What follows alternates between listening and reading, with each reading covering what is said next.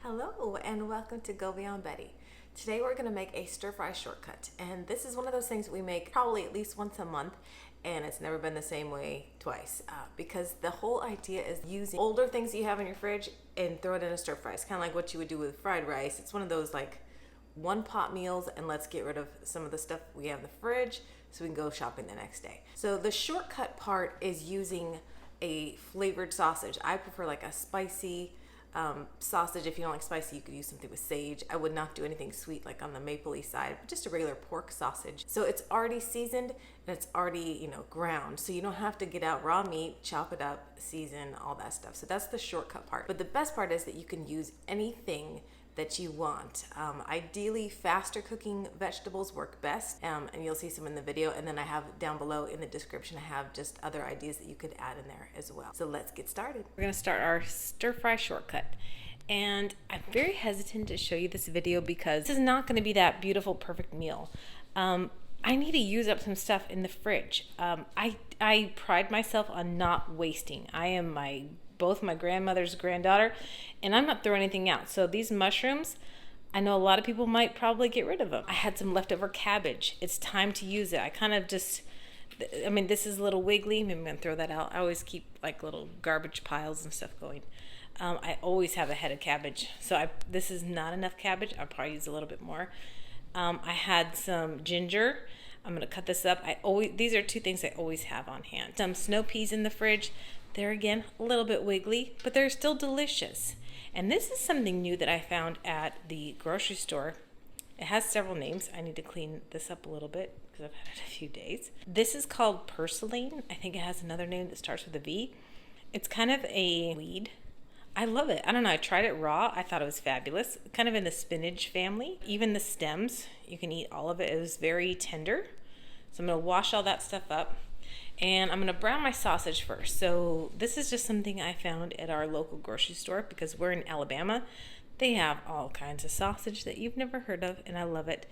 So I'm going to brown this up. It is not very fatty at all. It has like pork tenderloin, ham, and pork in it. So I ended up buying two. So I just got done browning up some of it. And you can see like it is not fatty. So one of these I'm going to use for pizza tomorrow night. The other one I'm going to use for breakfast burritos Saturday morning.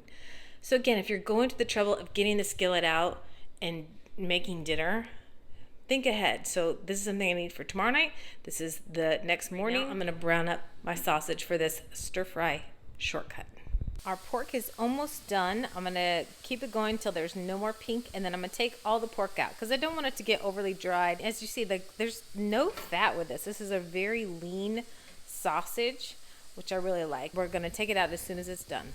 All right, so I would say it's 98% cooked. If it's not, it'll probably continue cooking as I put in just something to hold it over. And then we're gonna put in the mushrooms. Did chop up the mushrooms.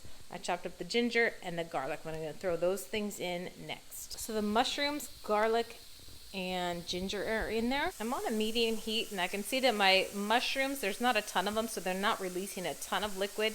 I don't want my garlic and ginger to burn.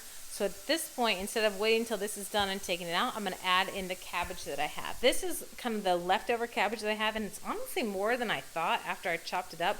I'm not going to use that other head that I have. Also trying to use up my snow peas and this purslane, which I'm going to kind of roughly chop. So by smothering our mushrooms, ginger, and garlic with all this cabbage, it's going to force the cabbage to release its juices and not allow the stuff that's underneath to burn. On top of the cabbage, I put that purslane and the snow peas.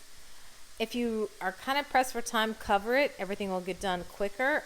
Otherwise, you can just leave it uncovered. All right, the next thing I want to show you, I'm super excited about. So we buy green onions all the time. They're not expensive. I do always have a stack of green onions. They're probably like 10 in a bushel, not a bushel, 10 in a package for $1 or something. But I'm going to try to scan out. Look how huge this thing is. So if you like experimenting, taking risks, and doing silly things, I get a green onion, and this was my original green onion from about here to here. I didn't cut the roots off. I cut it here, and then my original green onion, I cut the rest of the green stem, and I used that. Then this part, I'd soaked in water for probably 2 weeks. The roots grew longer. And then after that, we planted it outside. So you can see there's still dirt in it. I washed it, but it's pretty kind of dirty. I'm really curious to see if I can do it again and soak it in water. And then I'm still going to use all this. This is almost like a whole bunch of green onions. I'm not going to use the seed pod up there, but I think it's fascinating. It just makes me happy and know that I can like regrow food. It can regenerate. It's like a starfish. It's awesome. So I've given this just a quick toss. It's continuing to cook down. So I can tell my green vegetables are getting more green, which means they're getting done. And I don't want them to get kind of a dull green. That means they're overdone. So at this point, I'm going to add back my sausage.